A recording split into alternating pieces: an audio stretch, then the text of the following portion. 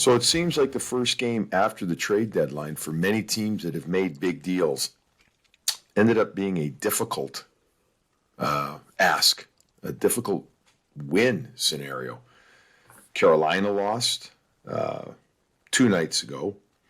Who else lost? Well, Tampa lost on Tuesday night as well. And I'm forgetting somebody else. Winnipeg lost. Winnipeg lost to Ottawa. Winnipeg. Yeah. Yep.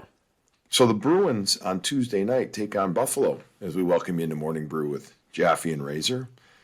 And they take on the Buffalo Sabres, and they find a way to win. Would you say that adequate is a fair way to describe that victory? Adequate's a really nice way to put it. They didn't blow the doors off of us with their play, but they found a way to win. And that was a tough game to play when you have a couple guys coming into the lineup that have never seen each other, never played with each other, and you're going up against a team that is out of it and should be an easy 2 points. But as we know, there's not too many of those in the NHL. So adequate's a good word. They got their 2 points, move on, have a nice rest day, get together day, practice, talk about things day, and a couple big ones against the Islanders now. As a player, did you always find that the first day after trade deadline was hard, or first game after trade deadline was hard? Yeah, I can talk both sides. Being on a good team, it was always you get a big high from a big trade coming into your room. So they got smoked, but they come out a Sunday night on a big high. We're getting Taylor Hall, we're getting Lazar, we got a D-man, left shot D-man, and Riley. We got to push. We have enough now. When you wake up Monday morning, you're saying we have enough now to go. And you have that high, the 3 guys driving in, and they're excited. They're going over it for a couple of days, and you get to the game, and it's almost like, I'm running out of energy, running out of juice, and you can easily overlook a team like Buffalo. On the other side, Buffalo, they trade all their guys away. They get Bjork and that's their guy. But what happens there is it's almost a relief, one, that everyone knows they're going to be there now the rest of the year because all they've heard about is all the trades and who's going to get tossed in. 2, you get the 3 or 4 older guys that were probably sick of being there out of the lineup. A Hall, a Stahl, these guys that have been hanging around and knowing that they're going to get dealt, they're now gone, so there's relief there. And now you just go out and play. And now it's a matter of, all right, this is on us. We know who's here at the rest of the year. Let's not lose every game. Let's try and have some fun and play for our jobs. So it can be a little easier to be that underdog after right after the break. Well, yeah, and easier, or I would agree. And this Buffalo team does like playing for Don Granato. They do. They're showing him respect as far as I'm concerned. I mean, I've known Donnie since I've been a kid, growing up in Chicago, but and so I'm biased. There's no doubt, but you can tell at least that they're playing with more system, more structure, more effort. They're still not a great team. I'm not making them out to this great, but I do feel that he's getting more out of them, and therefore they're harder to play against. But the Bruins have had to come from behind to beat them earlier this year, just a few weeks ago. They do win in a shootout. Man, the Bruins just aren't great in overtime. They're not. But the shootouts now, they're winning. No, they haven't. Yeah, tonight was a nice shootout. 2 goals, 2 saves. That's the best way to go. The guys both had a good plan. Coyle and DeBrusk going in. I felt like they didn't overthink it. They saw what was available for them and they took it. So they had a good plan in the shootout, but they don't have a good plan in overtime. And you can see they give the puck away too easily. They seem to be reluctant to go back and swing in again. It feels like they're playing 5-on-5 where they get it down low and they want to cycle down low, which it doesn't work. You need to be out up top and swinging and creating space that way. I thought it was interesting that they were cycling on 3-on-3. It's too easy to defend. Hopefully Hall helps that. Because he at least got out on the rush. I think, he might be able to find a couple pairings that work. But no, Wasn't Pasta the third pair to come out? The third, yeah. So he was. So now maybe you have three pairs with Hall. I mean, you need to generate speed in overtime. You need to. Yeah. And the Exactly. Bruins look to generate. It's not even flow. It's just kind of movement that is in dangerous areas sometimes too, within about 8 to 10 feet of the offensive blue line. Like, or then they bring the puck into the corner. To your point about 5-on-5, they bring it into the corner, and you're like, wait a second. If your one guy gets sealed off in the corner and you transition the other way, it's at best a 3-on-2, if not a 2-on-1. That's right, and it's the forward chasing back, and it just opens everything up. So it's an odd. It seems like an odd strategy or odd lack of strategy at times.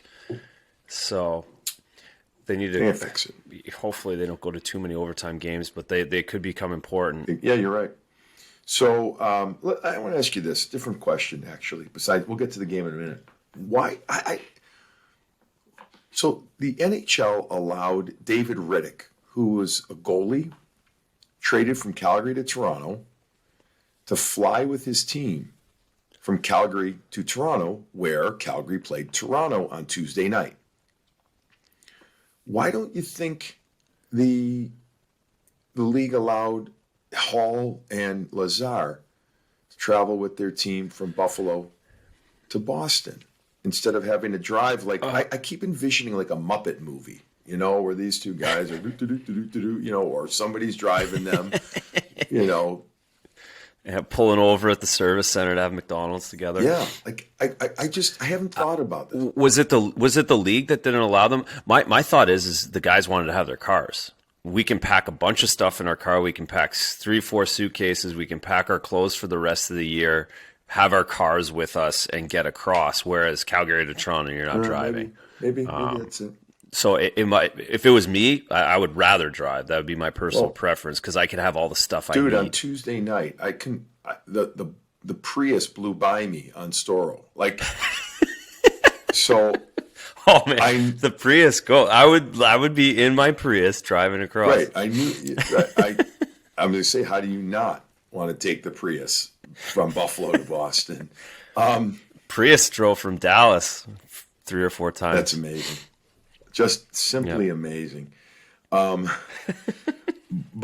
I don't. Maybe, but the league does have. The league transports cars for guys. It's in the CBA. But. COVID though, maybe. Well, you're right. Well, the cars can't get COVID, but maybe I don't know. Just curious, like why they wouldn't get on the charter at say 2:30, fly down. You still got to pass a test regardless. Anyways, it was just a random thought. Yeah, everyone's got to do it. No, no, it is because to your point, there was a bunch of guys that did fly on charters or stayed where they were that got picked up. Interesting. That kind of stuff. Okay. So the Bruins get out to a pretty crappy start. Colin Miller scores a goal 2 minutes in, basically. The Bruins puck management was puck mismanagement. It wasn't management. A lot of turnovers. Okay. Miller scores on the bomb. But then the Bruins, 12 minutes later or so, at 13:20 to be exact, David Krejci replies after the Bruins started to get pucks through from the point. A common theme that you and I talked about on Nesson on Tuesday night was whether it was Mike Riley or in this case it was Jeremy Lauzon getting the pucks quickly off their stick to the front of the net. And then creating rebounds, creating chances, creating havoc by forcing the opponent instead of front. They had to then go. That was a nice, simple goal, right? Just a nice hockey, simple play. And that's what we need to see more of always from the Bruins. That's right. They got in on the forecheck. Craig Smith hits a guy. Nick Ritchie hits a guy. Puck goes to the point, gets right on net, not waiting for traffic, just get it to the net. Krejci gets a stick on it, off a pad rebound goal, 1-1. And just like that, it's okay. And to your point, that's a hockey goal. That's the goals. Those are the goals they haven't scored against a team like the Islanders who aren't going to score a lot of pretty goals. That's how you have to score and get to the net. So the positive part of tonight, the most positive was the defense and their ability to get pucks to the net. They 15 attempts through 2 periods. They had 12 shots, 15 shots altogether on net. That's a big bonus and something we haven't seen. And Mike Riley's a big part of that. He ended up with 5 shots on net. Really good start for him. Kevin Miller did a really nice job in the first period playing with Mike Riley, getting pucks to the net, circling. We talked about his edge work on Nesson and driving to the net. So I was pleasantly surprised with the back end and how much better it looked them getting pucks to the net. The main culprit who doesn't get pucks to the net also didn't play on Tuesday, Jakub Zboril. Yeah. What's his number? Of what? Not getting pucks through? The percentage getting blocked. I think you told me that during the game it was 67% or something. I think you told me. Yeah, like a wild number, wildly high. And I'm not making him out to the only issue, but I'm just saying he's a guy that gets a lot of his shots blocked. And Tenorti had 5. You mentioned Riley had 5. There's a real art form to getting pucks through.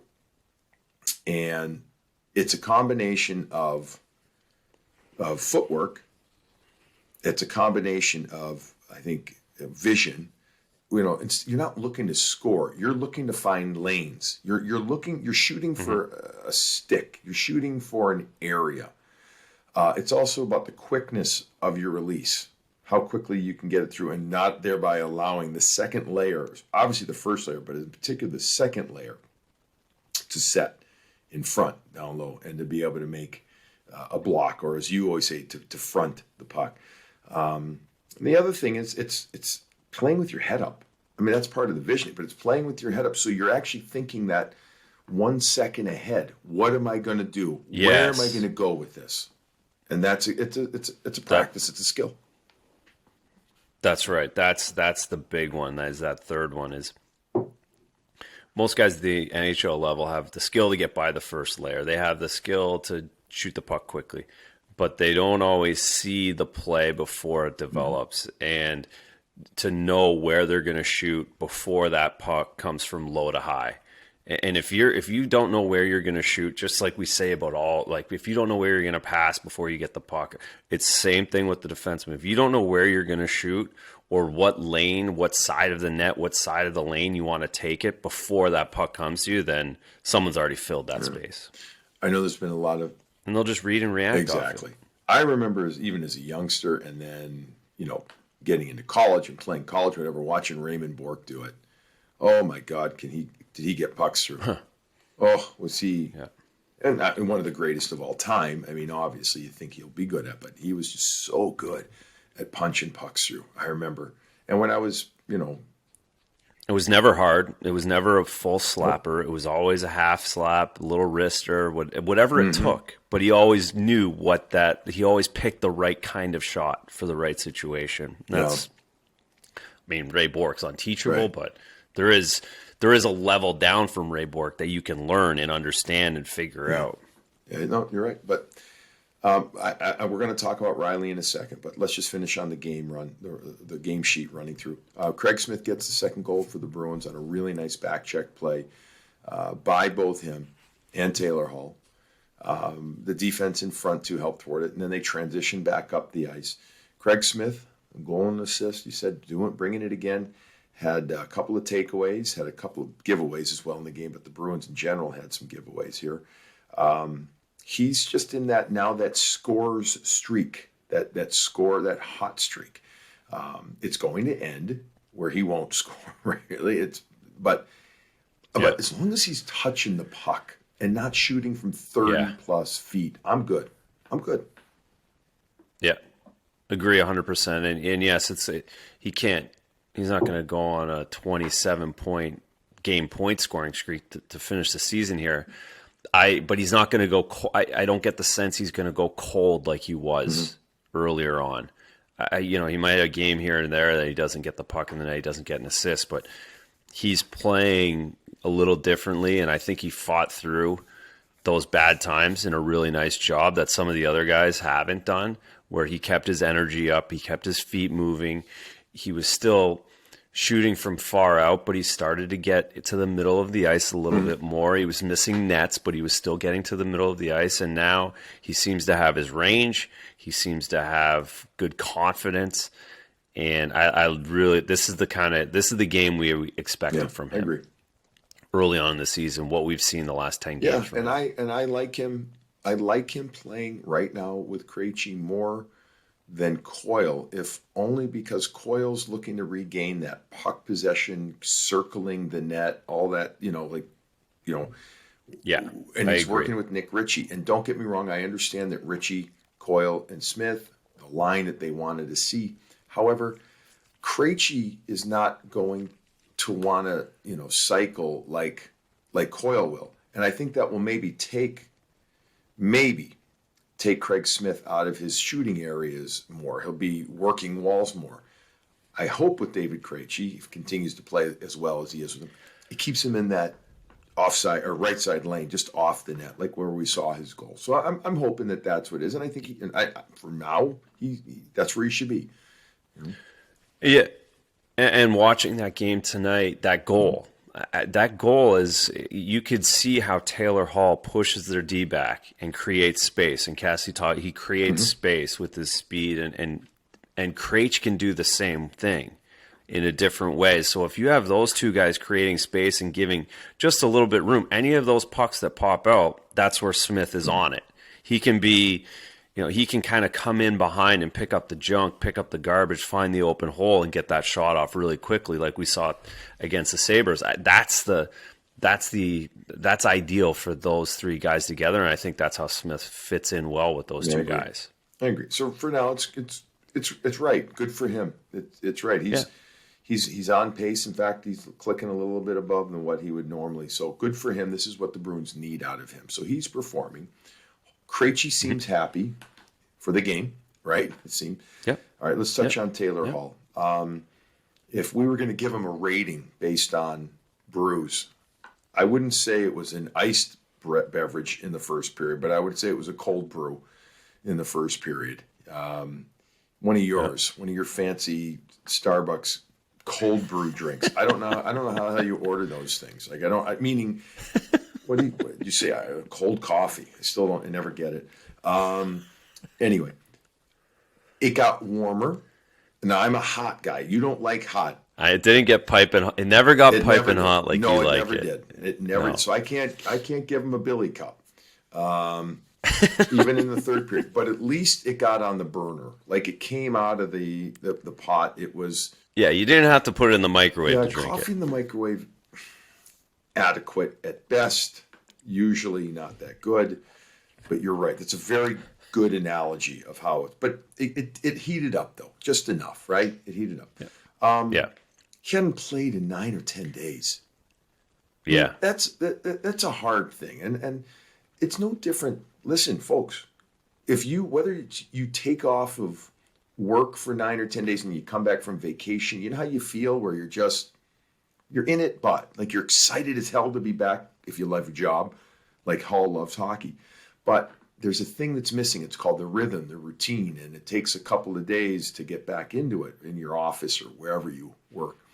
It's no different for a hockey player. Yeah, and that's right. And adding to that, you got moved to a different building. You got moved to a different regional office, and you have a new boss, and you have new desk mates, new office mates, where you have to kind of fit in where you go there too. What guy am I going on warm up for? Right. Am I the third guy for warm up? Am I the fourth guy going on the ice? Little random things. You don't want to get in other people's routines, and you don't know them. Those are odd things. So it's not a comfortable first. The first day is never comfortable in any situation, and it's similar in hockey. Right. You're kind of walking around on eggshells. I watched him at morning skate on Tuesday, and I think he's a quiet guy to begin with, but he was on the outside. He was on the peripheral. He was kind of hovering, watching when the team did something. So he doesn't want to get in the way of whatever passing that Marchand does every morning in morning skate to feel comfortable. He doesn't want Patrice doing face-offs every morning skate. He doesn't want to touch, maybe he has this quirky routine that I can't screw up. And that's that feeling until it's going to take a few it'll take a week, at least 10 days, to really figure out how everyone works and the orchestra, the ballet of daily game days. By the way, folks, pre-game, the warm-up, there are, I'm assuming a lot of people listening or watching know this. There might be some, though, that don't. There are so many little things that happen from the moment you're leaving the locker room to when you finish the full warm-up. Every player has something, if not multiple somethings, that they do. Where they spin, where they shoot, where they pass, how they stretch, whatever it may be. And it's something that is as you say, it's a balance. It's a symphony. What did you call it? A ballet, Not to be confused with the ballet down in Tampa or somewhere like that. Or Montreal, although those not as good anymore. Those are pretty orchestrated as well, from what I was told. I've never been. Oh, come on, really? Yeah. I tell you, they're nowhere near as good. I haven't been in years and years and years either. Anyways, back to the ballet of the game, Buffalo and Boston. All right, so they scored. Dowling scored. They go to overtime. We talked about it. Let's go over a couple of players here. Riley, we talked about getting pucks through. Good, looks solid. Will he play regularly with the Kevin Miller? Not sure if everybody gets healthy. I don't know. Maybe. I mean, maybe that's that pair. He right early on, Bruce Cassidy had them playing a ton with Patrice Bergeron's line. Mm-hmm. So, I mean, that's great. Mm-hmm. Charlie McAvoy had Jeremy Lauzon with him. I'm not convinced, Razor, that Lauzon and McAvoy can remain a pair down the stretch and into the playoffs. I'm just not yet. Lauzon is still showing his youth. Love the kid. I think he's going to be a really solid NHL defenseman. I just don't think, even when Grzelcyk comes back, or not even, but when Grzelcyk comes back, and I know some people want to keep together Charlie and Grizz. Others want to separate them. I think Lauzon goes down to the third pair. I think that's where he goes. We talked about it tonight, and I was talking Lauzon McAvoy when you said that. It makes sense in the heat of the moment, and when you're really under the gun, you're going to have Grzelcyk McAvoy out there together in defensive zone faceoffs. When you're on the road, when you don't get the matchups, and that probably I could see Riley Carlo together and then Lauzon Miller together. That if you're gonna go Grizz McAvoy, that could be the way you go, and let Carlo become that shutdown. If Carlo, I mean, that it turns into a big if, but that makes sense. And then you have the two rough and tumble guys on the back that can play penalty kill minutes as well. So that takes away some of the minutes from the other guys that they're playing all the time, right. 5-on-5. And you can also spot them 5-on-5 with the pair, a different pair here and there, depending on where the face-off is, etc. You can do that. So, all right, so Riley, 22-17, 5 shot. Really good start Great for start. him. Back to him, right? Like, that's as good of a start as he could have wanted, expected, etc. Same thing could be said for Curtis Lazar, who, I talked to a couple of people in Buffalo, and I texted with Donnie Granato too, being a good buddy, and he just said, first of all, outstanding person, and he will bring that energy, that speed, that passion to the fourth line, which is awesome to hear. He can play center or right wing. He played 13 minutes, 19 shifts, a shot on net, and one that missed the net. He only took 3 faceoffs. He was 1 win, 2 losses. But to me, it was about his aggressive nature. I would call him an aggressive player. I would not call him overly physical. I mean, I wouldn't call him a brute, but I would call him involved. But what I like is his willingness, and that line's willingness to bring the puck deep to the wall, work the walls, and eventually, really bust ass to get to the net. I thought he did a really good job there. I agree, and you watch tonight the way that fourth line worked together, and you recognize that it didn't look like that all year, and that Lazar is an NHL hockey player. There's no question he's an NHL hockey player, and he can really help that out. And I think, again, it's a one-day sampling, and I might be jumping to too much of a conclusion, but all the players, all the guys that have jumped on that fourth line, in and out, on, not on, this looked different tonight. Just because of just in the pro way, the eye test, just being pros was different than someone trying to bleed or someone trying to figure it out. This guy knows and has figured it out, which was comforting. And we showed the line minutes for the game, over 14 minutes each for Corrali, Wagner, over almost 13 minutes for Lazar. Those are fourth line minutes that you want to see. And you need to see for a playoff team. I know Sean Corrali's taken some heat this year. He hasn't been the same. And at times deservedly so, right? Yeah. But his faceoffs have been excellent. I mean, he was 5 and 2 in this game, 71%. The guy's clicking at like 59% on his faceoffs. So it's nothing to disregard. They need that. His penalty kill, pretty good too.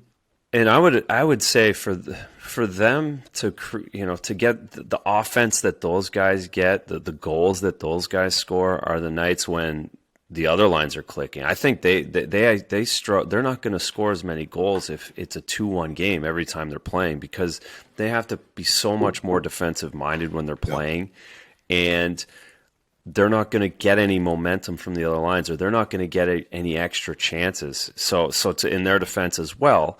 It's been a tough year for everybody scoring offensively, and when you're the fourth line, that trickles down to you to get less. What I find interesting is that Curtis Lazar looks like a much more confident hockey player than Taylor Hall, and Hall admitted as such in his press with Bruins media. I found it wonderfully candid. I also found it mildly concerning. Look, we all have weaknesses. We all have insecurities, and to admit that you're not confident is a great meaning. You have to know yourself, Razor. I'm not getting all Dr. Phil here or anything. Don't worry. But what I'm saying is, I think that's fair. Some guys would just hide it, push it down. I just hope that this isn't I'm not confident, I don't know what I'm going to do to have to get confident. No, holy shit. You know what? You got some great people to help make you confident here. You're going to have to come out of your comfort zone a little bit, kid. Lazar, he's in his comfort zone. He's confident. He's smiling. He's playing. I want to see the same thing from Taylor Hall. That's what and I hope that happens. Look, obviously sooner rather than later, but I'm talking like it needs to happen for him. It needs to. Mm-hmm. It does. And it doesn't have to be that's the one thing. It's not going to be a 10-day turnaround. It's going to take a couple weeks, 3 weeks till he really gets cooked. And yes, the talk is he doesn't have to be the main guy. He doesn't have to, he can fall in behind the top line. But to your point, no, why not let him be the leader? And maybe you go get the goals. You go turn this around, and you're the one. Maybe they're talking about maybe he gets the easier matchups. Well, maybe it's Krejci, Hall, and Smith that deserve the main matchup, and make it easier for Bergeron and Pasternak. Let them get going in a different way, right? How great is that? And I hope that becomes a mindset, or that becomes a bit of a talking point. This kid's an MVP. No one else on the Bruins have won an MVP. Fair enough. But he's going to have to bring it. Yes, he needs support from his teammates, but he's going to have to bring it. I respect that he says he's not confident.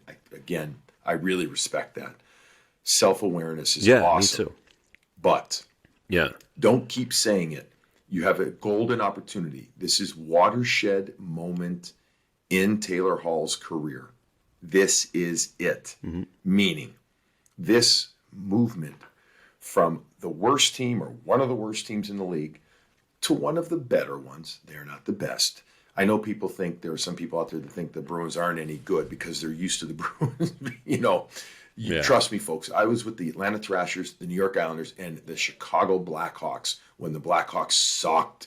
I know bad hockey. This is not bad hockey. I've got news for you. I know bad hockey. Yeah. So anyway, he's got to bring it. He has to. He's got to bring it out from himself. I hope he does. Touch on a few other things and wrap this one up. I like Jared Tenorti's game. Again, there was one or two little things here and there, but overall, 5 shots, 5 hits, 4 block shots. His line was excellent. If Lausanne, I'm still a little concerned about that left side of the D, even with Grizz, but if Lausanne stumbles, Tenorti I'm fine with that. I am. I'm fine. Yeah. I thought this was Jake DeBrusk best game in a little while. I did. The shootout goal was nice and everything, but he had some good legs. He moved into certain areas. I still want more, but I felt like I saw the power game come out of him more in this one. I like the third line as well, and Jake was moving. He was taking pucks to the net. He was holding on to it down low, a little physical. I think having Nick Ritchie there helps his game. He gets to be physical. You saw, I know it wasn't their line, but Nick Ritchie was a big part of that first goal, taking out Sheehan. He can bring that. I think that those guys need a few games to get back on the same page too, I believe. And when they do, they have the opportunity to really, like Coyle was skating pretty well tonight too. They look better. They did look better, and hopefully that's because of the trade. Hopefully that's because of the energy. Hopefully that's also because they understand that this could be us, and that might be a good thing too, to keep those guys together and say, listen, you guys are here, figure this out. Figure this out for the next 2 weeks. We want to see some production out of it. You guys have struggled. Nick Ritchie hasn't, but you two guys have struggled. Let's figure it out. Let's get better here and get on a roll at the end of the year and make this not a complete waste. God. And tonight was a good start. It was a good start. They played well. And Jake was. Speaking of Ritchie, he had. And both of those guys got shootout goals, right? Maybe that, I know it doesn't count. Yeah, I don't. It does feel good. It does feel good. You can smile. It does feel good. Smile. Like if you don't score and you lose, that kind of sucks. And so when you score and you win, it always feels better. Right. What I'm not a believer, though. I'm just not a huge believer that a shootout goal is going to lead you to a regulation goal. I'm also, anyways, like people say, oh, that empty net goal usually gets guys going. I don't believe that, but it does feel good. You can smile. Speaking of smiling and feeling good, we'll wrap it on this. Bruins fans love their physical hockey. We haven't seen a ton of it. They're not the big bad Bruins anymore. We know that. But Kevin Miller and Nick Ritchie, speaking of Nick Ritchie, getting involved in some scraps. And I will give Buffalo credit. Buffalo is not a tough team. But under Don Granato, they seem to be responding a little bit more. And Matt Irwin, way out of his comfort zone, way out, going with Nick Ritchie. Nick Ritchie had been involved in 2 plays. The hit, as you said, on Sheehan, which was not intentional, still got him good. And then the hit on Darlene, which he meant to hit him, and that was a penalty. Yeah, that one deserved a fight. Right, Yeah. It did right there. Now, first overall, Matt Irwin was like, holy shit, really? Like, exactly. And Ritchie seemed actually very upset. Like, I don't know if something was said or if he was just expecting it, Razor. We could hear him from our perch. We could hear him say something. Next thing you know, they're throwing down. I'm like, oh my God, Matt Irwin. Like, good for you, bud. Yeah. But Ritchie now has fought twice in the last, he fought against the Caps on April 8th, so this is his second fight in 5 days. The other, he's a little ornery. Yeah, he's feeling it. I think he's feeling it. You want to talk about confidence. I think he is feeling He's feeling it now. Yeah. He is. It's a little thing. He's an NHL hockey player right now, and he's really helping his team. He's doing everything right. Now he wants to fight. He knows his role. He knows it. He's owning it. And that's important. And then a guy that will end on this Kevin Miller.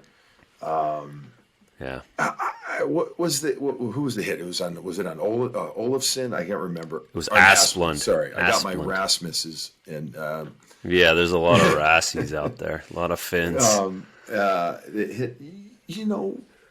Was it really high? If it had been called a penalty, it wouldn't have bothered me. It wasn't dirty, but if it had been called a penalty, it wouldn't bother. But it wasn't. And then Tage Thompson was like, okay, he threw those gloves down hard onto the ice. And then I'm like, oh, man, I know Tage is 6'5". You were with him at UConn when you were the goalie coach there. Yeah. and he's got a ton of skill. Oh, I said, uh-oh. I said, uh-oh. Oh my God. Oh my God. Kevin Miller and the way he sets up, it's a mixture of like Karate Kid meets, I don't know who it is, some boxer. And I'm just like, Yeah. It's some martial arts stuff. well, no, it's the MMA stuff. Studied. It's the MMA. Remember, The he's pulled that. military and yeah. But that was, But yeah, he certainly he when we were watching the highlights, you punch through the face. You don't punch to the nose, you punch through the nose. That is what he was doing tonight.